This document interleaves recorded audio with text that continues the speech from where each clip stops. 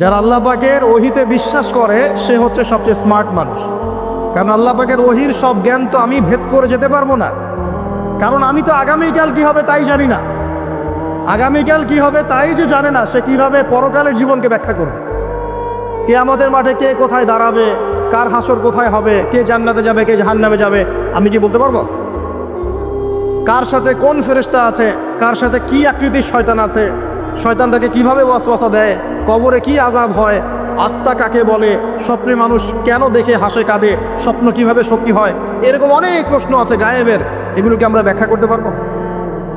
অতএব গায়েবে বিশ্বাস না করলে কেউ মুমিন হতে পারে না। আর আল্লাহ রাব্বুল আলামিন এই গায়েবের খবর জানেন। এই গায়েবের খবর থেকে আল্লাহ আমাদেরকে যতটুকু তথ্য দিয়েছেন এতটুকু আমরা জানি, এর বেশি আমরা জানি। আচ্ছা, মায়ের গর্ভে যখন সন্তান, তখন ফেরেশতা লিখে দিচ্ছেন এক, তার হায়াত কতটুকু হবে, ব্যাস লেখা হয়ে গেছে। লেখা হয়ে গেছে মানে যা হায়াত, যে অপচয় করেছেন তো করেছেনই, এখন সারা জীবন যদি মাথাটা ঠুকরে ঠুকরে কাঁদেন তাও ওই অপচয়কৃত দিনগুলো ফিরে আসবে না। শিক্ষা নেবেন না এখান থেকে? 30 বছর চলে গেছে মানে 30 বছর আল্লাহর নাফরমানি করেছেন, সারা জীবন মাথা ঠুকরে কাঁদলেও ওই 30 বছর ফিরে আসবে না। আসবে যুবক ভাই? অতএব কী করা উচিত? ফিরে আসা উচিত নাকি এভাবেই চলতে থাকবে? লিখা হয়ে গেছে, বাড়বেও না কমবেও না। দুই, রিজিক কি কি পাবেন, আপনার রিজিক সব লিখা হয়ে গেছে। এখন এখন আপনারা কি রিজিকটাকে হালাল পথে চাচ্ছেন না হারাম পথে? যদি হালাল পথে চান ওই অ্যামাউন্ট অফ রিজিকই পাবেন, যদি হারাম পথে চান ওই রিজিকই পাবেন, এর বাইরে যাবে না। রিজিক যাবে, যাহলে সবর করেন, আল্লাহ পাক হালাল পথেই রিজিক দিবে ইনশাআল্লাহ তাআলা। রিজিক বৃদ্ধির জন্য কিছু আমল আছে, তার মধ্যে শ্রেষ্ঠ আমল হচ্ছে নামাজ, এর সাথে চাষ্টের নামাজ পড়া। চাষ্ট মানে সলাতুদ দুহা, এর আগে ইশরাকের নামাজ আছে। রিজিক বৃদ্ধির জন্য আত্মীয়তার সম্পর্ক বজায় রাখতে হয়, আত্মীয়তার সম্পর্ক বজায় রাখলে রিজিক প্রশস্ত হবে। বেশি বেশি যে আল্লাহ জিকির করে এবং কোরআন তেলাওয়াত করে তার রিজিক বাড়ে আলহামদুলিল্লাহ, এবং যে আল্লাহর রাস্তায় খরচ করে তার রিজিক বাড়ে। এই রিজিক বাড়ার কিছু পলিসি আছে। সবচেয়ে শ্রেষ্ঠটা হচ্ছে নামাজ, আল্লাহর জিকির তেলাওয়াত, এরপর আমলের মধ্যে আত্মীয়তার সম্পর্ক বজায় রাখা। নবীজি বলছেন কেউ যদি চায় যে তার রিজিকটা লম্বা হোক, হায়াতটা লম্বা হোক, সে যেন আত্মীয়তার সম্পর্ক বজায় রাখে। আত্মীয়তার সম্পর্ক এখন আস্তে আস্তে নষ্ট হয়ে যাচ্ছে না? খেয়াল করে দেখেন, আত্মীয়তার সম্পর্ক আপনি বজায় রাখবেন।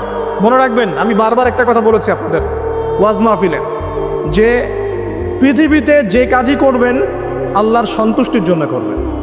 আত্মীয়তার সম্পর্ক বজায় রাখবেন আল্লাহর সন্তুষ্টির জন্যে, তাদের কাছে কিছু পাওয়ার আশায় না। যখনই আপনি কারোর কাছে কিছু পাওয়ার আশা করবেন আপনি কষ্ট পাবেন। যখনই কারো কাছে কিছু পাওয়ার আশা করবেন আপনি কষ্ট পাবেন। কারো কাছে এত বেশি পাওয়ার আশা করবেন না। কার কাছে পাওয়ার আশা করবেন? আল্লাহর কাছে, যে আমি এই কাজটা করছি, আল্লাহ আমাকে পুরস্কার দিবে ইনশাআল্লাহ। আমি আত্মীয়তার সম্পর্ক বজায় রাখছি কেন? আল্লাহর কাছে রিজিকে বরকতের আশায়, আল্লাহর সন্তুষ্টির জন্য। মনে রাখবেন প্রিয় ভাইয়েরা, আমল কবুল হওয়ার শর্ত মোটামুটি 3টা। কয়টা? 1 নম্বর, আমলগুলো হতে হবে আল্লাহর সন্তুষ্টির জন্য। 1। 2 নম্বর, আমলটা হতে হবে রাসূলুল্লাহ সাল্লাল্লাহু আলাইহি ওয়াসাল্লামের পদ্ধতিতে, অন্য কারো পদ্ধতিতে নয়। 3 নম্বর, আমলটা করার জন্যে আপনার রিজিকটা হতে হবে হালাল। হারাম রিজিকের আমল আল্লাহর কাছে কবুল হয় না। আল্লাহ পাক আমাদের সবাইকে হালাল রিজিকের ব্যবস্থা করে দিন এবং রিজিকটাকে প্রশস্ত করুন, আমিন।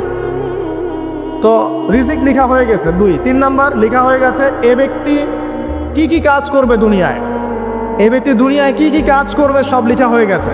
এখন যদি একটা চোর বলে যে আল্লাহ পাক আমার তাকদিরে লিখেছিলেন যে আমি চুরি করব, তাই আমি চুরি করেছি। এখন যদি একজন ধর্ষক বলে আল্লাহ আমার তাকদিরে লিখেছিল যে আমি ধর্ষণ করব, তাই ধর্ষণ করেছি। এখন যদি যারা এই জনগণের কিছু সম্পদ আত্মসাৎ করে খেয়ে ফেলছে তারা যদি বলে আল্লাহ তাকদিরে লিখছিলেন জন্যই দুর্নীতি করেছি, তাহলে কথাটা কি হবে? গ্রহণযোগ্য হবে? এখন যদি দলিল দেয় তাকদিরে তো লেখা ছিল। এই আকিদাটার নাম হচ্ছে জাবারিয়া আকিদা। কি আকিদা? জাবারিয়া। এমন একজন ব্যক্তি উমর রাদিয়াল্লাহু আনহুর দরবারে এসেছিল, চোর চুরি করেছে, ধরা পড়েছে। উমর রাদিয়াল্লাহু আনহু বলেছেন হাত কেটে ফেলো। তখন সে বলছে যে আমার হাত তো কাটা যাবে না। কেন? আল্লাহ পাক তাকদিরে লিখেছেন আমি চুরি করব, তাই চুরি করেছে। উমর রাদিয়াল্লাহু আনহুর সামনে এই কথাটা বলেছে। আর উমর রাদিয়াল্লাহু আনহু কি বিচক্ষণ মানুষ ছিলেন না বোকাশোকা ছিলেন? বলেন, তার মতো শাসক পাওয়া যাবে? তার মতো আরো একজন শাসক আসবে ইনশাল্লাহ পৃথিবীতে। তার নাম কি? নবী ঈসা আলাইহিস সালাম, ইনশাআল্লাহ তাআলা। এবং তার আগে আরো একজন ইমাম আসবেন। তার নাম কি? তার নাম হচ্ছে মুহাম্মদ। কি নাম? তার নাম মুহাম্মদ, তার উপাধি হচ্ছে। কখন আসবেন? যখন পৃথিবীতে যুদ্ধ বিগ্রহ ছড়িয়ে পড়বে, ব্যাপক আকারে মালহামা চলবে, তখন আসবেন। কাদের পক্ষে আসবেন? মুসলিমদের পক্ষে। কি উদ্দেশ্যে আসবেন? সারা বিশ্বে জুলুম তুলে ফেলার জন্য। এবং আরেকটা কি উদ্দেশ্য? ওই জেরুজালেম উদ্ধার করার জন্য। কোন জেরুজালেম? যেটা এখন দখল করে আছে। চারপাশে আরবরা, মাঝখানে ও কেমন করে দখল করে আছে? আরবদেরকে হাতের মুঠোয় নিয়ে নিয়েছে। এই কারণে মুনাফিকদের উপর টিকে আছে সে, এবং তার পশ্চিমা মিত্রদের উপর টিকে আছে। ঈসা আলাইহিস সালাম কেন আসবেন? এই জায়গাটা পুনরুদ্ধার করার জন্য। ঈসা আলাইহিস সালাম কি পরাজিত হবেন না বিজয়ী হবেন? কত বছর বিশ্ব শাসন করবেন? 40 বছর। এগুলো হবে বিশ্বে, এগুলো হওয়া এখনো বাকি আছে। আরও কি হবে? মুসলিমরা কনস্ট্যান্টিনোপল আবার জয় করবে। এই কনস্ট্যান্টিনোপলের মধ্যে ফিতনা দেখা দিবে অচিরেই, মুসলিমরা ওইটা আবার দখল করবে ইনশাআল্লাহ তাআলা। আরও কি হবে? বললাম ভূমিকম্পের বছরগুলো আসবে সামনে, এবং মুতায়নুন শাদীদ, মহামারীও আসবে। আরও কি? বড় বড় 3টা ভূমিকম্প বাকি আছে এখনো। আগে বলেছি লেকচারে, একটা পৃথিবীর পূর্বে, একটা পশ্চিমে, একটা মাঝখানে। এগুলো এখনো বাকি আছে। বিশ্বে অনেক কিছু হওয়া এখনো বাকি আছে। এখন যা দেখছি এগুলোই সব না, এগুলো চলে যাবে। সময় কি হবে? চলে যাবে। আরও নতুন সময় আসবে ইনশাআল্লাহ তাআলা। আমাদের দায়িত্ব কি? আমাদের দায়িত্ব পরিস্থিতি বুঝে দিন ধরে রাখা, আমল করা, এবং মানুষকে দিনের দিকে আহ্বান করা। আমরা যদি দায়িত্ব পালন না করি তাহলে কি হবে? আল্লাহ পাক আমাদেরকে সরিয়ে দিয়ে নতুন কওম নিয়ে আসবেন। আল্লাহ পাক সূরা মুহাম্মাদে বলেছেন, ওয়াইন তাতাওয়াল্লাউ, তোমরা যদি মুখ ফিরিয়ে নাও, ইয়াস্তাবদিল কওমান গায়রাকুম, আল্লাহ পাক নতুন কওমকে তোমাদের জায়গায় স্থলাভিষিক্ত করবেন। সুম্মা লা ইয়াকুনু আমসালাকুম, তারা তোমাদের মতো হবে না, মানে আমাদের মতো অপদার্থ হবে না। উম্মার বিজয়ের শর্ত কি? আল্লাহ সূরা মুহাম্মাদই বলেছেন, ইন তানসুরুল্লাহা ইয়ানসুরুকুম, তোমরা আল্লাহর দ্বীনকে সাহায্য করো, তবেই আল্লাহ তোমাদেরকে সাহায্য করবে। ওয়া ইউসাব্বিত আকদামাকুম, তোমাদের পা আল্লাহ দৃঢ় করে রাখবেন। আমরা আল্লাহকে সাহায্য না করলে আল্লাহ পাক আমাদেরকে সাহায্য করবেন না। আল্লাহ পাক সূরা রা'দের মধ্যে বলছেন, ইন্নাল্লাহা লা ইউগাইয়িরু মা বিকওমিন হাত্তা ইউগাইয়িরু মা বিআনফুসিহিম, আল্লাহ পাক কোনো কওমের অবস্থা ততক্ষণ পরিবর্তন করেন না যতক্ষণ না সেই কওম তার নিজের অবস্থার পরিবর্তনের চেষ্টা করে। তাহলে আমাদের পরিবর্তন কেন হচ্ছে না? কারণ আমরা নামাজ ছেড়ে দিয়েছি। 90% মুসলিমের দেশে কত পার্সেন্ট নামাজ পড়ে চিন্তা করে দেখবেন। আমরা কোরআন ছেড়ে দিয়েছি। 90% মুসলিমের দেশে কত পার্সেন্ট বিশুদ্ধ করে কোরআন তেলাওয়াত করতে পারে? একটু খোঁজ নিয়ে দেখবেন। কোরআন শুমারি করে দেখেন, নামাজ শুমারি করে দেখেন, তাহলে বুঝতে পারবেন। আর যারা কোরআন পড়তে জানে তাদের মধ্যে কত পার্সেন্ট কোরআনের অর্থটা বোঝে, এটা আরও বড় বিষয়। তারপরে আবার কারা মেনে চলে, এটা আরও বড় বিষয়। আর আমরা কতজন মানুষ দিন ইসলামকে সামগ্রিক দিন হিসেবে মানি, এটাও একটা বড় বিষয়। আমরা মানি ঠিকই, আংশিক। যেমন ইবাদত বন্দেগীর জীবনে মুসলমান, অর্থনৈতিক জীবনে গিয়ে আবার সুদখোর, এমন না বিষয়টা? এমন হয় না বিষয়টা? ইবাদত বন্দেগীর জীবনে আমি পাক্কা মুসলিম, কপালে সেজদার দাগ আছে মাশাআল্লাহ, দাড়ি টুপিও আছে মাশাআল্লাহ, কিন্তু ব্যবসায় গিয়ে মাপে কম দিচ্ছি না, ব্যবসায় গিয়ে আমি আরাম ভেজাল দিচ্ছি কিনা, এরকম হচ্ছে কি না? হচ্ছে। কিন্তু সে কিন্তু মুসলিম এবং নামাজও পড়ে। তা আমাদের সমস্যা ভাই এখানেই। এখন এই সমস্যাটা সলভ করলে ইনশাল্লাহ সব সমস্যা সলভ হয়ে যাবে ইনশাল্লাহ। সমস্যাটা কি? আমরা ইসলামটাকে আংশিকভাবে মানি, পরিপূর্ণ জীবনে ইসলাম বাস্তবায়ন করতে পারছি না। আমি আপনি হয়তো কেউই পারছি না। ফখর করলে বলার নাই যে আমি খুব পারছি, আসলে আমিও পারছি না। কারণ এই যুগে এটা পারাটা খুব ডিফিকাল্ট। এই যুগে পারাটা কি? খুবই কঠিন। কিন্তু এটাই তো এই যুগের চ্যালেঞ্জ। নবীজি বলেছেন, তোমাদের সামনে এমন যুগ আসছে যে যুগে ঈমান ধরে রাখাটা হাতের মধ্যে আগুন ধরে রাখার মতো হবে। তবে সুসংবাদ ওই যুগে তাদের জন্যে যারা আমার সুন্নতকে আবার জীবিত করতে পারবে। যে আমার মৃত সুন্নতকে জীবিত করবে, আল্লাহ পাক তাকে 50 জন শহীদ সাহাবীর সমান নেকি। আল্লাহ পাক ভালোবাসেন কিনা? তাহলে এই পুরো মহাবিশ্ব সৃষ্টি করে আল্লাহ পাক কি মহাবিশ্বের মধ্যে ভালোবাসা ছড়িয়ে দেন নাই? আল্লাহ রাব্বুল আলামিন 6 দিনে মহাবিশ্ব সৃষ্টি করে মহাবিশ্বের সব জায়গায় যার যার কাজ তাকে বুঝিয়ে দিলেন। কোন গ্রহ কী কাজ করবে, কোন সৌরজগৎ কেমন করে চলবে, দুনিয়া কিভাবে ঘুরবে, সূর্য কিভাবে উঠবে, চাঁদ কীভাবে আসবে, কোন মাখলুক কী কাজ করবে, ফেরেশতাদের কাজ কি হবে, ইত্যাদি ইত্যাদি আল্লাহ পাক সমস্ত কাজ বুঝিয়ে দিলেন। সূরা আলিফ লাম মিম সেজদা, হামিম সেজদার মধ্যে আছে পড়বে। আল্লাহ পাক পুরো মহাবিশ্বের দায়িত্ব বন্টন করে দিলেন। এবার আল্লাহ রাব্বুল আলামিন কি করলেন শোনেন। আল্লাহ রাব্বুল আলামিন বলছেন, এই পুরো মাখলুক কায়নাত সৃষ্টি করার পর আল্লাহ পাক তার রহমতকে 100 ভাগে ভাগ করলেন। কত ভাগে? আল্লাহ পাকের দয়া, রহমত, ভালোবাসাকে 100 ভাগে ভাগ করলেন। ভাগ করে এক ভাগ, মাত্র এক ভাগ আল্লাহ পাক পুরো মহাবিশ্বে ছড়িয়ে দিলেন, বলেন সুবহানাল্লাহ। বাকি 99 ভাগ রহমত আল্লাহ পাক তার কাছে রাখলেন। এই এক ভাগ ভালোবাসার কারণেই, এই এক ভাগ ভালোবাসার কারণেই এই যে সন্তান কান্না করলে মায়ের বুক ফেটে যায়, সন্তান অসুস্থ হলে বাবার বুক ফেটে যায়, যেই বাবা সহজে চোখের পানি কাউকে দেখায় না, সেই বাবা জায়নামাজে দাঁড়িয়ে চোখের পানি ছাড়তে থাকে। এই এক ভাগ রহমতের কারণে আমরা দেখি যে রাস্তার কুকুর পর্যন্ত তার বাচ্চাকে চাটে, আদর করে, মহব্বত করে। এই এক ভাগ রহমতের কারণে আমরা আমাদের স্ত্রীদেরকে মহব্বত করি, স্ত্রীকে সুখে রাখার জন্য জীবনটা পর্যন্ত বিলিয়ে দেয়। সকাল থেকে রাত পর্যন্ত কোনো কোনো ক্ষেত্রে হারাম পথে যেটাও দ্বিধা করি না, স্ত্রী সন্তান সুখে থাক এই আশায়, তাই না ভাই? এই এক ভাগ রহমতের কারণে, এই এক ভাগ রহমতের কারণে গাভী দেখবেন, গাভী তার বাচ্চাকে প্রসবের পর চাটে, গাটা চেটে পরিষ্কার করে দেয়। এই এক ভাগ রহমতে পুরো কায়নাত টিকে আছে। আর নবী সাল্লাল্লাহু আলাইহি ওয়াসাল্লাম বলছেন, বাকি 99% রহমত আল্লাহ পাক তার কাছে রেখেছেন। এই রহমত এবং ভালোবাসা দিয়ে আল্লাহ পাক কিয়ামতের মাঠে মানুষকে মাফ করবে ইনশাআল্লাহ। তার মানে বলে আল্লাহু আকবার, তার মানে আমরা আশা করতে পারি ইনশাআল্লাহু তাআলা আমরা আল্লাহর জান্নাত পাবো ইনশাআল্লাহ। পাবো কি না?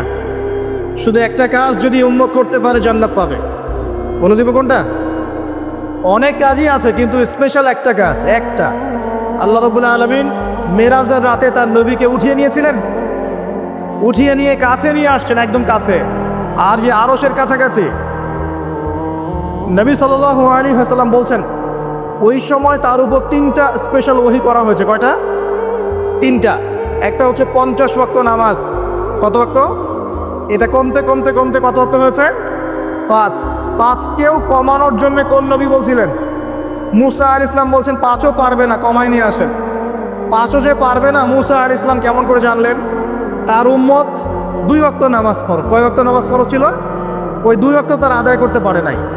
এই অভিজ্ঞতা থেকে তিনি বলেছেন যে আপনার উম্মত 5 ওয়াক্ত পারবে না। সত্যি না মিথ্যা কথাটা? আসলেই কি উম্মত 5 ওয়াক্ত নামাজ পড়তে পারছে?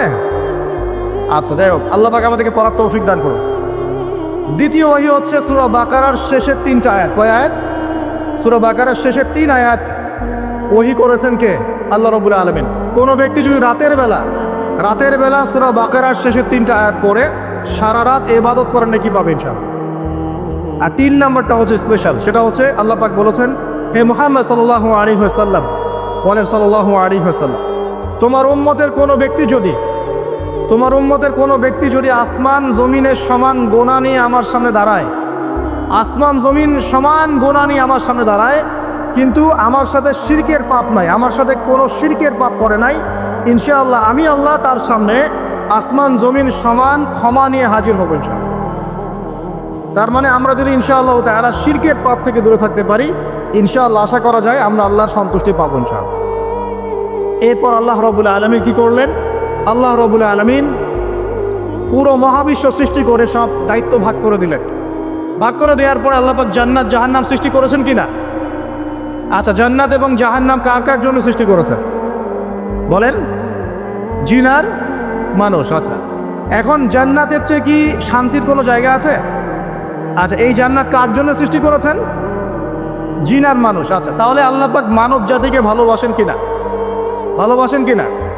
আপনি যখন কাউকে ভালোবাসবেন, তাকে সবচেয়ে সুন্দর গিফট দিতে চাইবেন কিনা? তার জন্য সবচেয়ে ভালোটা কিনতে চাইবেন কিনা? আল্লাহ পাক জান্নাত তৈরি করেছেন কাদের জন্য? আমাদের জন্য। তার মানে আল্লাহ পাক আমাদেরকে ভালোবাসেন কিনা? অবশ্যই বাসেন।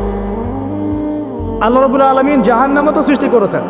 এখন যদি বলি যে তাহলে আল্লাহ পাক কি আমাদেরকে ভালোবাসেন না, জাহান্নামে কিভাবে দিবেন? উত্তরটা কী হবে তাহলে? উত্তর হচ্ছে এই যে যদি আল্লাহ না করুক কোনো ব্যক্তি জাহান্নামে যায়, তাহলে বুঝতে হবে সেই ব্যক্তি জাহান্নামে যাওয়ার যোগ্য ছিল বলেই জাহান্নামে গিয়েছে।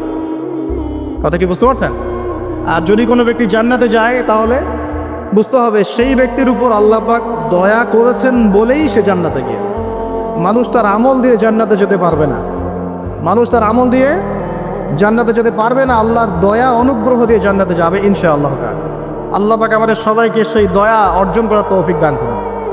সামনে রহমত পাওয়ার একটা সুবর্ণ সুযোগ আসছে, সেটা হলো রমজান মাস। কি মাস? রমজান মাস। আমরা দোয়া করি আল্লাহ পাক আমাদের সবাইকে সুস্থতার সাথে রমজানের সবগুলো রোজা রাখার তৌফিক দান করুন। নবীজি বলেছেন এই মাসে যে ইবাদত করে তার গুনাহ মাফ করতে পারলো না তার জন্য ধ্বংস। বলে নাউজ। আমরা তো রমজান আসার আগে দুনিয়াবি প্ল্যান করছি, রমজানে কিভাবে ব্যবসায় উন্নতি করব, রমজানে কিভাবে বেশি লাভ করব। হ্যাঁ, তো রমজান মাস হচ্ছে ইবাদতের মৌসুম। আল্লাহ পাক আমাদের সবাইকে রমজান মাসে 5 ওয়াক্ত নামাজ পড়ার তৌফিক দান করুন, কোরআন তেলাওয়াত করার তৌফিক দান করুন, কোরআন বুঝে পড়ার তৌফিক দান করুন, তারাবির নামাজ জামাতে পড়ার তৌফিক দান করুন, এবং বেশি বেশি মানুষকে ইফতার করানোর তৌফিক দান করুন। যাদের জাকাত ফরজ হয়েছে জাকাত দিচ্ছেন না, আল্লাহর ওয়াস্তে রমজান মাসে জাকাত দিয়ে দিবেন ইনশাআল্লাহ। আর আমি কিন্তু আগেই বলেছি রমজান মাসে ভাই দ্রব্য মূল্যের দাম কিন্তু খুব চড়া ওঠানামা করবে। অতএব যাদের সামর্থ্য কম তাদের ঘরে ইফতার পৌঁছে দেওয়ার দায়িত্ব কার? যা আমাদের। যাদের সামর্থ্য আছে তারা, যারা সামর্থ্যবান নয় তাদের ঘরে ঘরে মাসের বাজার পৌঁছে দেবেন ইনশাআল্লাহ। আল্লাহ পাক তৌফিক এনায়েত করুন বলি আমিন। এবার দেখেন আল্লাহ পাক সৃষ্টি করলেন আদম আলাইহিস সালামকে। তাকে এর আগে আল্লাহ পাক জিন জাতি সৃষ্টি করেছেন, আমি ওইদিকে যাচ্ছি না, আমি মানুষের কথা বলছি। আদম আলাইহিস সালামকে আল্লাহ পাক কেমন করে সৃষ্টি করেছেন? আল্লাহ পাক সূরা সাদের মধ্যে বলেছেন যে খলাকতু বিয়াদাই, খলাকতু বিয়াদাই, আমি আদমকে আমার হাত দিয়ে সৃষ্টি করেছি। কি দিয়ে? হাত দিয়ে। এটা কি ভালোবাসার বহিঃপ্রকাশ নয়? আল্লাহ পাক কি আমাদেরকে ভালোবাসেন না? ভালোবাসেন। আচ্ছা, এই দুনিয়াতে যত কিছু আছে, এই দুনিয়ার আকাশ বাতাস নদী নালা পানি অক্সিজেন সব কিছু কার জন্য সৃষ্টি করা হয়েছে? গরু ছাগলদের জন্য, মানুষের জন্য। মূল দায়িত্ব কার? মূল অধিকার কার? মানুষের নয় কি? তাহলে এই পুরো বিষয়গুলোকে আল্লাহ পাকের ভালোবাসার বহিঃপ্রকাশ নয়? হ্যাঁ। আচ্ছা, এবার আসেন আল্লাহ পাক আদম আলাইহিস সালামকে সৃষ্টি করে সমস্ত নাম শিক্ষা দিয়েছেন। এই যে নাম শিখানো মানে জ্ঞান শিখানো, এই জ্ঞান শিখানোটাকে আল্লাহর দয়া ভালোবাসা নিদর্শন নয়? একটু ধরা দিচ্ছি আপনাদেরকে। এবার সামনে আসেন, আল্লাহ পাক ফেরেশতাদের সামনে তাকে উপস্থাপন করলেন, করে বললেন সব ফেরেশতা তোমরা যারা আছো সেজদা করো আদমকে। এই যে আমাদের পিতাকে সম্মানিত করা হচ্ছে, এটা কি ভালোবাসার বহিঃপ্রকাশ নয়? এবার আমাদের পিতাকে সম্মানিত করা হলো, ইবলিস সেজদা করলো না, সে কিয়াস করলো, বাতিল কিয়াস যুক্তি দিল আমি তার চেয়ে শ্রেষ্ঠ ইত্যাদি। আল্লাহ পাক ইবলিসকে অভিশপ্ত করলেন, আমাদের পিতা তাকে জান্নাতে রাখলেন। এই যে জান্নাতে রাখলেন, এটা কি আল্লাহ পাকের ভালোবাসা নয়? এবার আল্লাহ পাক আদম আলাইহিস সালামের পাঁজর থেকে সৃষ্টি করলেন তার স্ত্রী হাওয়া আলাইহিস সালামকে। ওই যে শুরুতে বলেছি স্রষ্টা একা থাকতে পারলেও সৃষ্টি কি পারবে? এই জন্য আদম আলাইহিস সালামের পাঁজর থেকে তার স্ত্রীকে সৃষ্টি করা হয়েছে, উভয়ের মাঝখানে ভালোবাসা দিয়ে দেওয়া হয়েছে। বলে সুবহান। এই জেনা ভালোবাসার নিদর্শন নয়, বিয়ে শাদী হচ্ছে ভালোবাসার নিদর্শন। আল্লাহ পাক বলেছেন সূরা রুমের মধ্যে, ওয়াজআলা বাইনাহুমা মাওয়াজ্জাতা ওয়া রাহমা, আমি আল্লাহ স্বামী স্ত্রীর মধ্যে ভালোবাসা এবং হৃদ্যতা সৃষ্টি করে দিয়েছি। বলেন সুবহান। তার মানে এই হারাম সম্পর্ক যেটা দেখছেন এটা হলো একটা জেনার পথ। আর যখন আমরা হালালভাবে বিয়ে শাদী করবেন, আপনারা করবেন, তখন দেখবেন আল্লাহ পাকের পক্ষ থেকে ভালোবাসা সৃষ্টি হয়ে যাবে ইনশাআল্লাহ। অতএব ওয়াদা করতে পারি তো আল্লাহর কাছে যে নিজের চরিত্রকে পবিত্র রাখবো ইনশাআল্লাহ, হারাম কোনো সম্পর্কে যাবো না ইনশাআল্লাহ, কোনো সহি প্রেমেও যাবো না ইনশাআল্লাহ। এটা সহি প্রেম আবার কি জিনিস? দিনী ভাই দিনী বোনের মধ্যে এখন প্রেম চলে, এগুলো হয় না মাঝে মাঝে? এগুলোও বন্ধ, এগুলো বন্ধ করতে হবে। হালাল উপার্জনের সোর্স হয়ে গেলেই, হালাল উপার্জনের সোর্স হয়ে গেলেই দিনদার মেয়ে দেখে বিয়ে করে ফেলবেন ইনশাআল্লাহ। তারা অন্য কোনো পথে যাবেন না, কোনো হারাম পথে যাবেন না। ওয়াদা করেন ইনশাআল্লাহ? রাজি আছেন তো ইনশাআল্লাহ? আল্লাহ কবুল করুন, আমিন। আর বিয়ের সময় অবশ্যই দিনদারিতা দেখবেন, অন্য কিছু না, অন্য কিছু পরে, দিনদারিতা আগে। দিনদারিতা আছে, নামাজ পড়ে, পর্দা করে, মাশাআল্লাহ সব দিক ঠিক আছে, তারপরে দেখবেন আপনি অন্য কিছু, তার আগে না। কথা ঠিক আছে? একইভাবে মেয়েদের ক্ষেত্রেও, যে আগে দেখবেন না ছেলে কত বড় চাকরি করে, ছেলের কত বড় বাড়ি আছে, গাড়ি আছে, এটা পরে।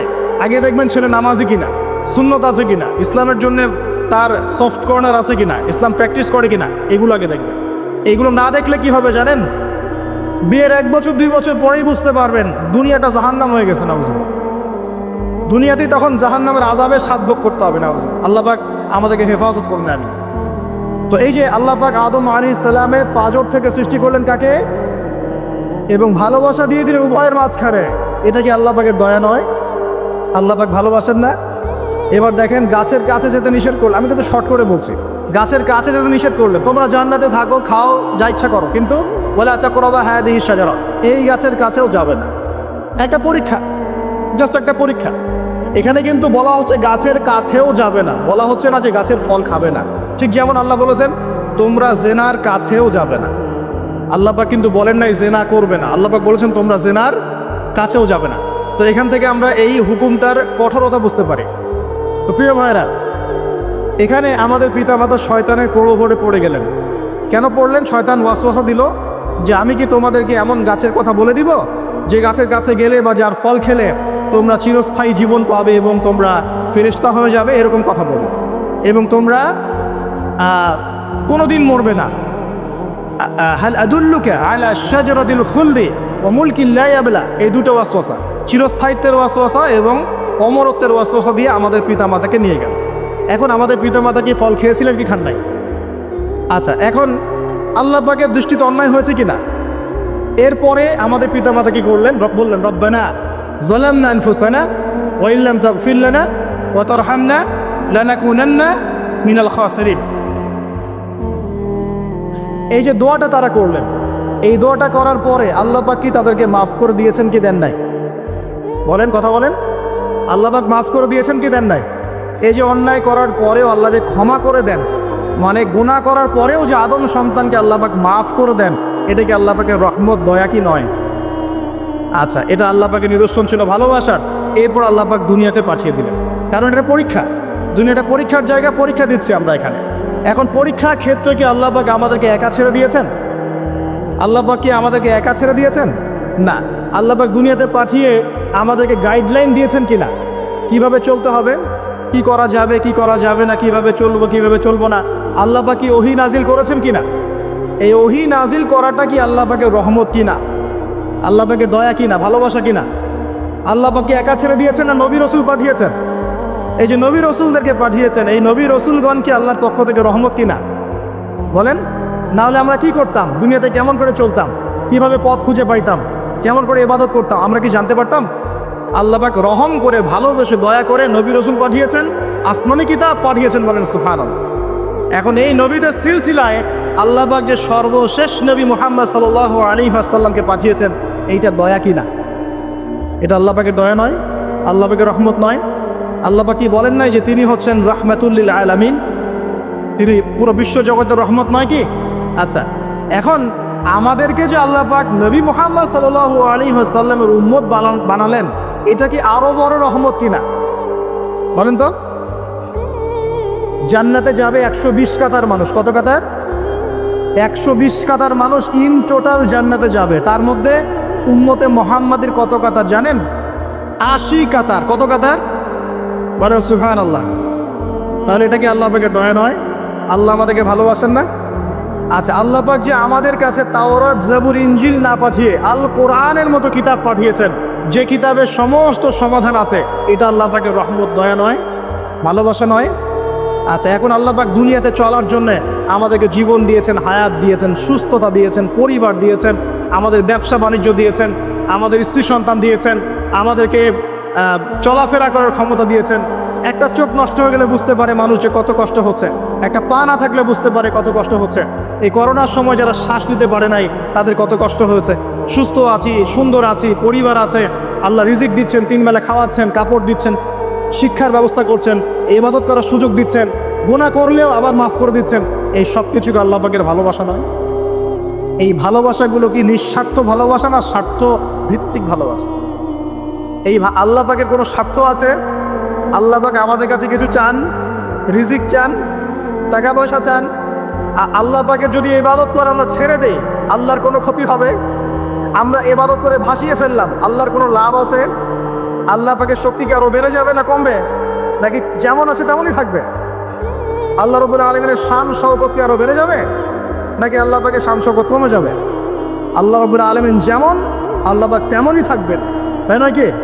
আল্লাহ পাকের যে বিশাল খাজানা আছে, আমরা যদি ইবাদত করে ভাসিয়ে ফেলি, খাজানা কি বেড়ে যাবে? আমরা যদি সবাই ইবাদত করা ছেড়ে দেই, খাজানা কমে যাবে?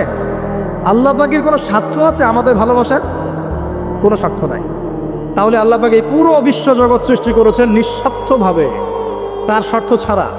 এত অসংখ্য নেয়ামতে আমাদেরকে ভর্তি করে রেখেছেন আমাদের স্বার্থে, তার কোনো স্বার্থ নাই। কোনো স্বার্থ আছে? এই পরীক্ষায় পাশ করলে আমরা আবার জান্নাতে যাবো ইনশাল্লাহ। ওই জান্নাতে যাওয়ার পরে কি আমাদের স্বার্থ থাকবে না আল্লাহ পাকের স্বার্থ থাকবে? সুবহানাল্লাহ। এই এতটুকু যদি বুঝতে পারি, আল্লাহ পাক একমাত্র সত্তা যিনি আমাদেরকে প্রকৃত অর্থে ভালোবাসেন। বাকি যত কিছু আছে আমাদের চারপাশে, এই ভালোবাসাগুলোর পিছনে একটা একটা স্বার্থ থাকে। কথা বুঝতে পারছেন না? মনে সন্তানকে অনেক ভালোবাসেন, বুঝলাম, পিতামাতা, কিন্তু এই সন্তান যদি আপনার মনের মতো করে না চলে, একসময় কিন্তু আপনিও সন্তানের উপর রুষ্ট হবেন না? স্ত্রীর জন্য এত কিছু করছেন, দেখবেন কোনো একদিন আপনি করতে পারলেন না, দেখবেন সেদিনই আপনাকে একদম ধুয়ে রেখে দিল। এমন হয় কি না? তা আমাদের ভালোবাসাগুলোর পিছনে কোনো স্বার্থ থাকে কি না? আর এই যে জেনা চলছে, এই জেনার মধ্যে মূল স্বার্থটা কি? যৌনতা। মূল স্বার্থ কি? ছেলেও চায় মেয়েকে ভোগ করতে, মেয়েও চায় ছেলেকে ভোগ করতে, এবং বলে না না এটা পবিত্র ভালোবাসা, আমরা বিয়ে করার জন্যই জেনা করেছি, নাউজুবিল্লাহ, তাই না? বলে না আমরা তো বিয়ে করব, সমস্যা কি? ফ্রি মিক্সিং করলে কি সমস্যা? তাহলে বিয়ে যদি করবা, তাহলে মেলামেশা বিয়ের পরেই করো, ব্যাস, নিঃস্বার্থ প্রমাণ হবে। বিয়ে যদি করার উদ্দেশ্য থাকে, তাহলে বিয়ের আগে আর দেখা সাক্ষাৎ করো না, কথাবার্তা বলো না, একবার বিয়ে করো তারপরে করো, তখন দেখবেন না না এটাতে রাজি না। তার মানে স্বার্থ এখানে আছে। তারা নিঃস্বার্থভাবে কে আমাদেরকে ভালোবাসে? অতএব প্রিয় ভাইয়েরা এবং বোনেরা যারা শুনছেন লেকচার, নিঃস্বার্থভাবে যে সত্তা আমাদেরকে ভালোবাসেন, সেই সত্তাকে ভালোবাসতে শিখুন। আল্লাহ পাক তৌফিক দান করুন। এখন আল্লাহ পাক আমাদেরকে কিছু কিছু ক্ষেত্রে ভালোবাসতে বলেছেন, যেমন আল্লাহ পাক তার দ্বীনকে ভালোবাসতে বলেছেন, আল্লাহ পাক তার নবীকে ভালোবাসতে বলেছেন, আল্লাহ পাক আমাদের পিতামাতাকে ভালোবাসতে বলেছেন, আল্লাহ পাক আত্মীয়তার সম্পর্ক রক্ষা করতে বলেছেন, আল্লাহ পাক রক্তের সম্পর্ক বজায় রাখতে বলেছেন, আল্লাহ পাক স্ত্রী সন্তানকেও ভালোবাসতে বলেছেন। আল্লাহ পাক কিন্তু তার রাস্তায় জানমাল ব্যয় করে আল্লাহর পথে দাওয়াত এবং জিহাদ করতে বলেছেন। এখন এগুলো আল্লাহ বলেছেন বলে আমরা করি, আল্লাহ পাক ভালোবাসতে বলেছেন বলে আমি ভালোবাসবো, কিন্তু উদ্দেশ্য হবে আল্লাহর সন্তুষ্টি অর্জন করা। আমি কেন আমার মাকে ভালোবাসি? বিকজ আমার মায়ের পায়ের নিচে আমার জান্নাত। আল্লাহ ভালোবাসতে বলেছেন তাই বাসি। আমি কেন বাবাকে ভালোবাসি? আল্লাহ ভালোবাসতে বলেছেন তাই ভালোবাসি। আমি কেন আমার স্ত্রীকে ভালোবাসবো? কারণ আল্লাহ পাক ভালোবাসতে বলেছেন তাই বাসি। আমি কেন আমার সন্তানকে ভালোবাসবো? আল্লাহ পাক বলেছেন নেককার সন্তান আমার জন্য ওসিলা হবে, এই জন্যে ভালোবাসবো। আল্লাহ পাক আমাকে বলেছেন নবীকে ভালোবাসতে, আমি নবীকে ভালোবাসবো। আল্লাহ পাক যে বিষয়গুলোকে ভালোবাসতে বলেছেন আমরা অবশ্যই ভালোবাসবো ছাড়। কিন্তু আল্লাহ পাককে আমাকে হারাম এই 14ই ফেব্রুয়ারির এই ভ্যালেন্টাইন্স ডেকে ভালোবাসতে বলেছেন? আল্লাহ পাক ইহুদি খ্রিস্টানদের সংস্কৃতিকে ভালোবাসতে বলেছেন? আল্লাহ পাক জেনা করতে বলেছেন? এই ফ্রি মিক্সিং করতে বলেছেন? আল্লাহ পাক পতিতালয় রাত কাটাতে বলেছে? গার্লফ্রেন্ডকে ফুল দিতে বলেছে? আল্লাহ রাব্বুল আলামিন কি বলেছে বিয়ের আগে শারীরিক সম্পর্ক করো? আল্লাহ পাক বলেছে যে আজকে সকালে সম্পর্ক করো, কালকে ব্রেকআপ, তারপর আরেকটা মেয়ের সাথে, তারপর আরেকটা ছেলের সাথে? আল্লাহ পাক ফোনে এসব প্রেম করতে বলেছে? আল্লাহ পাক এগুলো হারাম করেছেন, বাস আমি করবো না, সিম্পল। নিজের প্রবৃত্তি অনেক কিছু চাইবে, নিজের প্রবৃত্তিকে আল্লাহর সামনে আত্মসমর্পণ করার নাম হচ্ছে ইসলাম। মন যাচাই তা করা যাবে না। কেন? কারণ আমি কারাগারের জীবনে বসে আছি, কারাগারের মধ্যে মন যাচাই তাই করা যাবে। এই কাজগুলো কখন করব? আমি বিয়ে শাদী করার পরে করব। বিয়ে শাদী করবেন, আপনি স্ত্রীকে নিয়ে ঘোরেন, স্ত্রীকে নিয়ে আল্লাহর সৃষ্টি দেখেন, স্ত্রীকে নিয়ে আপনি বাইকে ঘোরেন, রিক্সায় ঘোরেন, চটপটি খান, ফুচকা খান, আইসক্রিম খান, কোনো সমস্যা নেই। এবার তো যুবকরা বলবো যে ভাই বিয়ে শাদী তো দেয় না, কি করব? আমি পরামর্শ দিচ্ছি বড় ভাই হিসেবে, প্রথমে হালাল রিজিকের সোর্স করতে হবে। রিজিকের সোর্স না করে বিয়ে করা যাবে না, আত্মসম্মান থাকবে না। তাহলে পুরুষ মানুষের আত্মসম্মান কখন চলে যায়? যখন হাত পাততে হয় তখন। যখন আপনি রিজিকের সোর্স তৈরি করেছেন, আপনি স্বাবলম্বী, আপনি মাশাআল্লাহ মাসে 10-20-30 হাজার টাকা আর্ন করেন, বা 1 লাখ 2 লাখ টাকা আর্ন করে, আলহামদুলিল্লাহ, কারো কাছে হাত পাততে হয় না, সবাই দেখবেন আপনাকে সম্মান দিবে। যখন আপনার অন্যের কাছে হাত পাততে হবে তখন দেখবেন স্ত্রীও সম্মান করছে না। তো এই জন্য ডিগনিটি আগে, ডিগনিটি ফার্স্ট। আপনার ডিগনিটি অর্জন করতে হলে একটা হালাল উপার্জনের সোর্স লাগবে এক। তারপরে পিতামাতাকে বোঝানোর চেষ্টা করবেন। যদি কাউকে পছন্দ করেও থাকেন না দেখেই বা শুনে যে হ্যাঁ ওখানে একজন দিনদার মেয়ে ইত্যাদি, তাহলে পারিবারিকভাবে বিয়ের প্রস্তাব পাঠাবেন, নিজে পণ্ডিতি করতে যাবেন না, পারিবারিকভাবে পাঠাবেন। যদি রাজি হয় আলহামদুলিল্লাহ, রাজি না হলে কি নিজে নিয়ে পালায় যাবেন? এই কাজ করতে যাবেন না। ইস্তেখারা করবেন। কি করবেন? ইস্তেখারা। 2 রাকাত নফল নামাজ পড়ে আল্লাহর কাছে দোয়া করবেন। হিসনুল মুসলিম বইটা কিনবেন, ওখানে দেখবেন ইস্তেখারার দোয়া আছে। ইস্তেখারা মানে হচ্ছে আল্লাহর সাথে পরামর্শ করা। আল্লাহ, আমি এই কাজটা করতে চাচ্ছি, যদি কাজটা আমার জন্য ভালো হয়, আমার দুনিয়া আখিরাতের জন্য ভালো হয়, আল্লাহ কাজটাকে তুমি সহজ করে দাও, আল্লাহ কাজটার মধ্যে বরকত দান করে দাও। আর যদি এই কাজটা দুনিয়া আখিরাতের জন্য খারাপ হয়, আল্লাহ তুমি কাজটাকে সরায় দাও, আমাকেও কাজটা থেকে সরায় দাও। এটা হচ্ছে ইস্তেখারা। এই দোয়া বেশি বেশি করলে ইনশাআল্লাহ আল্লাহর পক্ষ থেকেই ফয়সালা হবে। আর এই জায়গায় বেশি ব্যতিব্যস্ত হবেন না। অনেক সময় কিন্তু ফ্যান্টাসিতে ভুগি আমরা, অস্থির হয়ে যাই। অস্থির হলেই ডিসিশন নিতে ভুল হবে, স্থির থাকতে হবে। আর নিজেকে স্থির রাখার জন্য কি করবেন? বেশি বেশি নফল রোজা রাখবেন। বেশি বেশি কি করবেন? নফল রোজা রাখবেন। আর ভালো কাজে ব্যস্ত রাখবেন নিজেকে। ভালো কাজে কি করবেন? ব্যস্ত রাখবেন। একা একা থাকলে আর এই যে খারাপ সার্কেলের মধ্যে থাকলেই মাথার মধ্যে শয়তান ভর করবে, তখন দেখবেন অস্থির হয়ে গেছেন আপনি। স্থির হওয়ার চেষ্টা করেন, ভালো কাজে ব্যস্ত রাখেন, হালাল পথ অবলম্বন করে হারাম থেকে বেঁচে থাকেন। এখন যে জায়গায় আসছিলাম, এখান থেকে আস্তে আস্তে শেষের দিকে যাব। দেখুন, আল্লাহ পাক যে বিষয়গুলোকে ভালোবাসতে বলেছেন আমি ভালোবাসব, এই ভালোবাসা জায়েজ, হালাল। এই ভালোবাসার উদ্দেশ্য আল্লাহর সন্তুষ্টি অর্জন করা। এই ভালোবাসার উদ্দেশ্য এই নয় যে আমি যাকে ভালোবাসি তার কাছে আমি কিছু প্রত্যাশা করছি না, আমি কিছু প্রত্যাশা করছি না, আমি প্রত্যাশা করছি আল্লাহর সন্তুষ্টি। তখন দেখবেন সে আপনাকে কষ্ট দিলেও আপনি সবর করতে পারবেন। কেন সবর করতে পারবেন? কারণ আপনি তো আল্লাহর সন্তুষ্টির জন্য তাকে ভালোবাসছেন, আপনার তো কোনো স্বার্থ নাই। এখন আপনি দেখবেন রিল্যাক্স থাকতে পারবেন, সম্পর্ক টিকেও থাকবে এবং আপনি ক্ষমা করতে পারবেন মানুষকে। যখন নিজের চাওয়াটাকে আপনি ইনফোর্স করতে চাইবেন, তখন কিন্তু আপনি এই সম্পর্ক নষ্ট করে ফেলতে পারেন, কারণ আপনি হক পাচ্ছেন না। সামনে আসেন। এবার আমরা কি ওয়াদা করতে পারি যুবক ভাইরা, ইনশাআল্লাহ তাআলা আমরা হারাম পথে যাব না, হালাল পথে থাকবো? পশ্চিমাদের এই মদতপুষ্ট এই সো কল্ড ভালোবাসা দিবসের এই শোতে আমরা গা ভাসাবো না। আমরা কি ওয়াদা করতে পারি? আমরা কি ওয়াদা করতে পারি যে ইনশাআল্লাহ আমরা হালালভাবে বিয়ে শাদী করবো, কোনো হারামে যাবো না ইনশাআল্লাহ? এই সমাজ থেকে জেনা বন্ধ করতে হবে, এই সমাজ থেকে ফ্রি মিক্সিং বন্ধ করতে হবে, এই সমাজ থেকে সমস্ত পতিতালয়কে বন্ধ করতে হবে।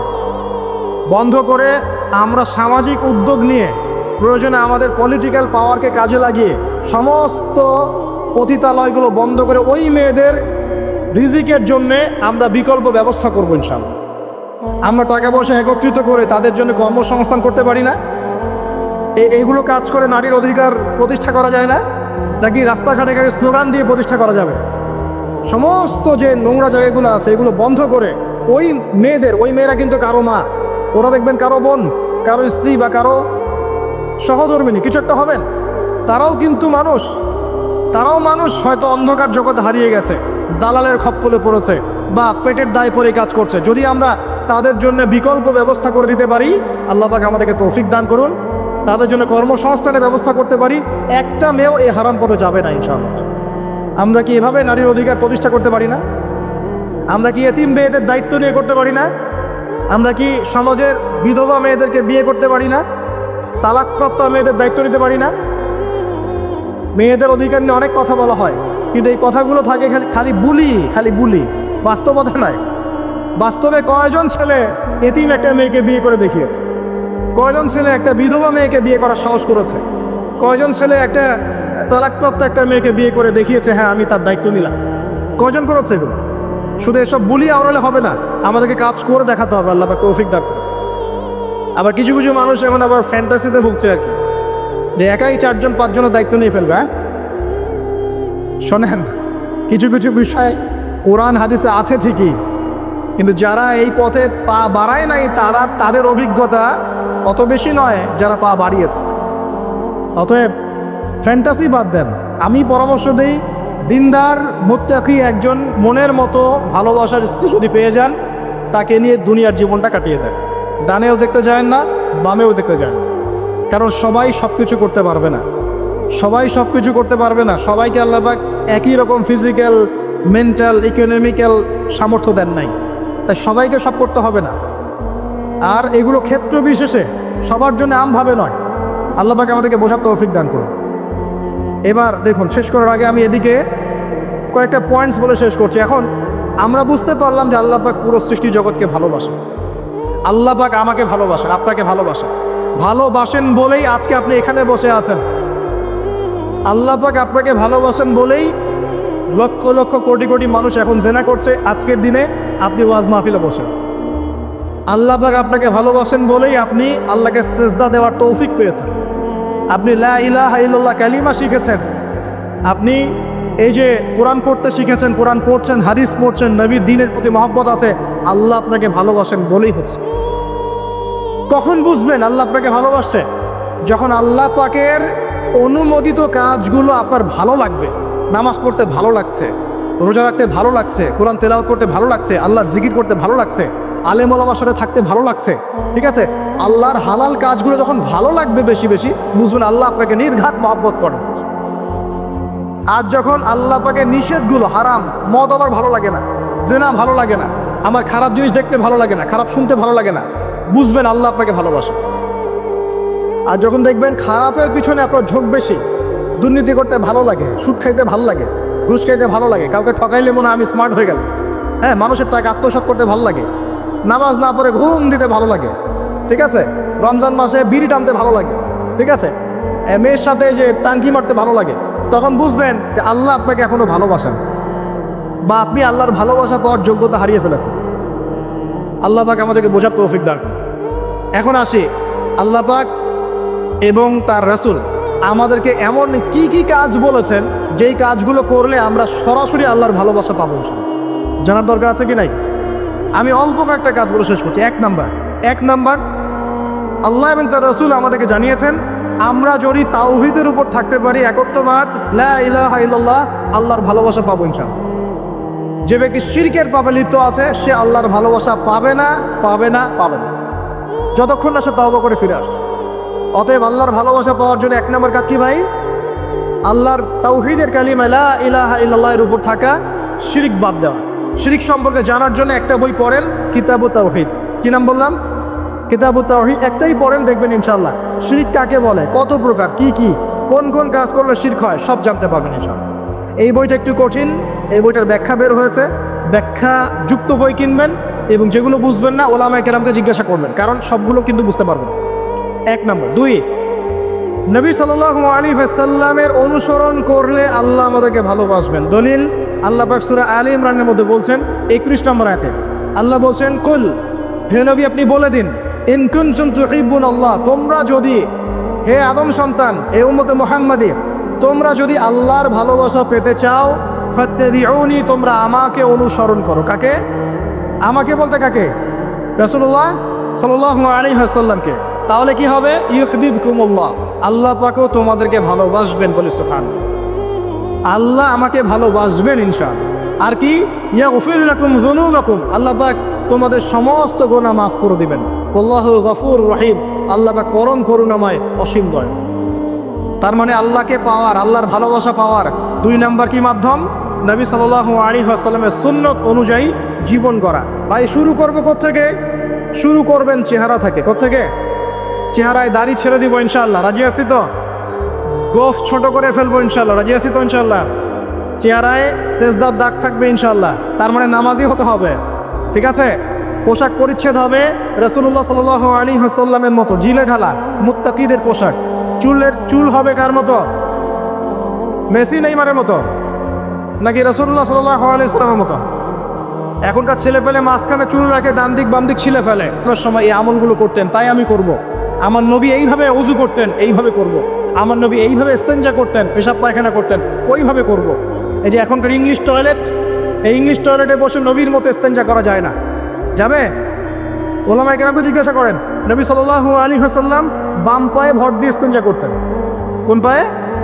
এখন বসেন ইংলিশের উপরে, বাম পায়ে কেমনে বসবেন? সম্ভব? ওই যে আমি বলি, এটা মজা করে বলি, কষ্ট থেকেও বলি, একদম বৈশ্বিক পলিটিক্যাল সিস্টেম থেকে শুরু করে বাথরুমের টয়লেট পর্যন্ত সব কিছুই চলছে পশ্চিম আদর্শে।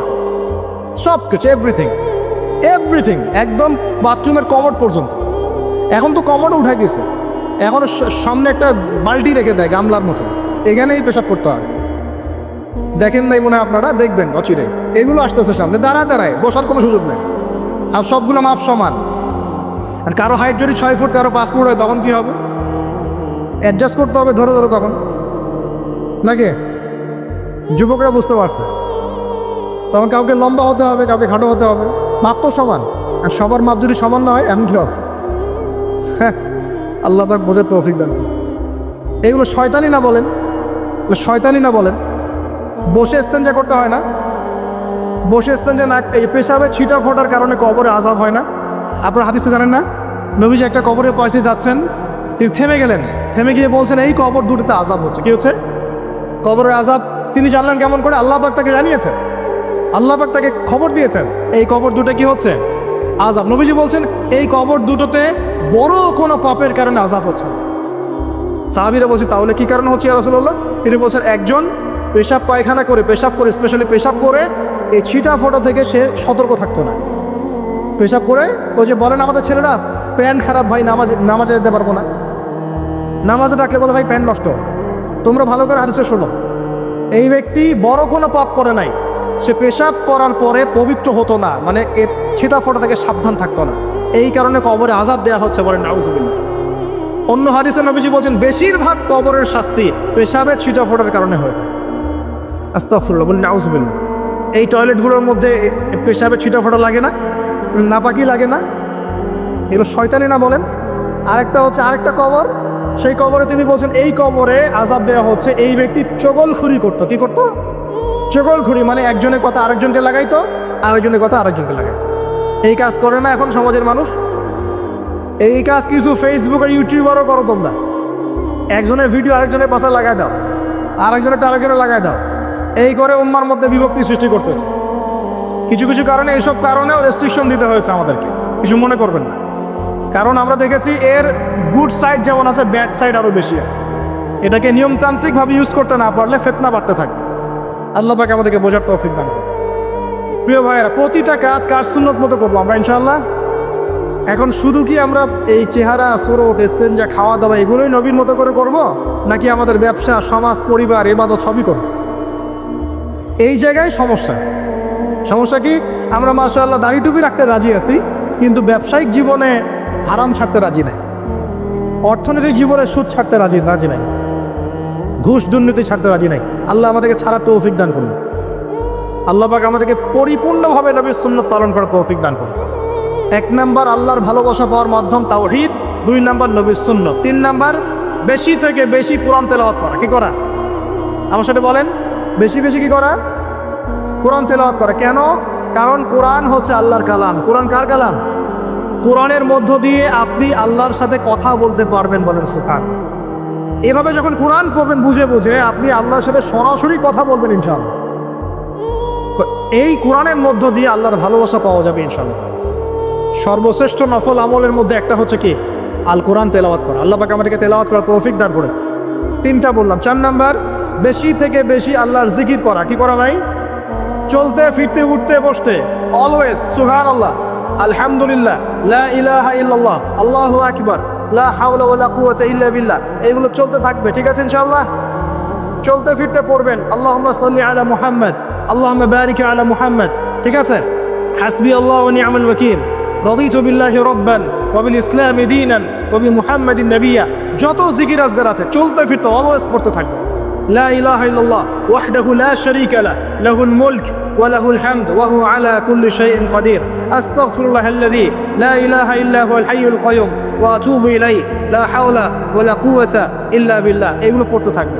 যে যত বেশি আল্লাহ জিকির করবে তার কলবে আল্লাহ তত বেশি নূর দিবেন ইনশাআল্লাহ। আর যার কলবে যত বেশি নূর, সে তত বেশি আল্লাহর ভালোবাসা, মহব্বত পাবে ইনশাআল্লাহ। কয়টা বলছি ভাই? 4টা। 1 নাম্বার কিছু তাওহীদ, 2 নাম্বার নবীর সুন্নাত, 3 নাম্বার বলেন কোরআন তেলাওয়াত করা, 4 নাম্বার বেশি বেশি আল্লাহর জিকির করা, 5 নাম্বার স্পেশালি 5 নাম্বার, বেশি বেশি আল্লাহর কাছে তওবা করা। কি করা? যে আল্লাহর কাছে তওবা করে আল্লাহ তাকে মহব্বত করেন। আলহামদুলিল্লাহ, যে আল্লাহর কাছে তওবা করে আল্লাহ তাকে মহব্বত করেন। আমাদের নবীজি প্রত্যেক দিন 70 থেকে 100 বার আল্লাহর কাছে তওবা করতেন। সুবহানাল্লাহ। পারা যাবে তো ইনশাআল্লাহ। 6 নাম্বারটা হচ্ছে বেশি বেশি নামাজ আদায় করা। কি করা? আল্লাহকে পাওয়ার জন্য শ্রেষ্ঠ মাধ্যম হচ্ছে সেজদা করা। কি করা? আর সেজদা করা হয় সবচেয়ে শ্রেষ্ঠভাবে নামাজের মধ্য দিয়ে। কিসের মধ্য দিয়ে? ওয়াদা করতে পারি তো ইনশাআল্লাহ 5 ওয়াক্ত নামাজ পড়বো রেগুলার। কোনো রকম যদি বাধ্যবাধকতা না থাকে, ওজন না থাকে, তাহলে মসজিদে গিয়ে পড়বো ইনশাআল্লাহ। পারবো তো ইনশাআল্লাহ। রমজান মাসে নামাজ শক্ত করে ধরবো ইনশাআল্লাহ। ঈদের পর ছেড়ে দিব ইনশাআল্লাহ। ঈদের পর ছেড়ে দিব কি? ঈদের পরেও ধরে রাখতে হবে ইনশাআল্লাহ তাআলা। আমাদের সমাজে মাশাআল্লাহ রমজান মাসে সবাই পাক্কা মুসল্লি হয়ে যায়, তাই না? কারণ শিকল দিয়ে বাধা থাকে শয়তান, শয়তানও মুক্ত হয়। ঈদের দিন ঢাকঢোল ধুমধারাক্কা গান বাজা শুরু হয়, তাই না? আল্লাহর ওয়াস্তে রমজানের শিক্ষাগুলো ধরে রাখবো ইনশাআল্লাহ তাআলা। আমরা সবাই 5 ওয়াক্ত নামাজ আদায় করবো ইনশাআল্লাহ রমজান মাসে। আর দৈনিক কমপক্ষে 12 রাকাত নফল নামাজ পড়বেন, সুন্নত বা নফল 12 রাকাত কমপক্ষে। কীরকম 12 রাকাত? ফজরের নামাজের আগে 2, জোহরের আগে 4, পরে 2, ঠিক আছে? 6 আর 2 8 হলো। মাগরিবের পরে 2, এশার পরে 2। এই 12 রাকাত নামাজ যে দিনের বেলা পড়ে, মানে একদিনে 24 ঘন্টায় পড়ে, আল্লাহ পাক তার জন্য জান্নাতে একটা করে ঘর নির্মাণ করেন। এই হাদিস জানতেন? দৈনিক 12 রাকাত সুন্নত বা নফল পড়লে আল্লাহর কাছে একটা করে জান্নাতে ঘর পাওয়া যাবে। আর জান্নাত উর্বর জায়গা।